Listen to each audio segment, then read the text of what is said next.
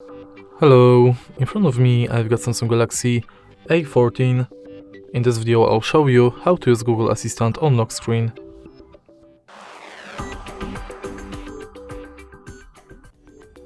In the beginning, let's go to Google app, enter menu and go to settings. Enter Google Assistant,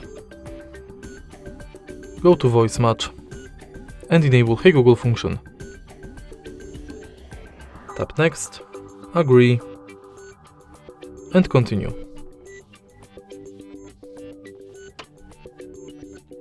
Now let's try it out. Hey Google.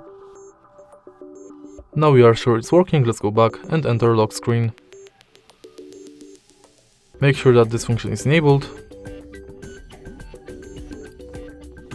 And now simply lock the screen and say, Hey Google, what's the weather like tomorrow?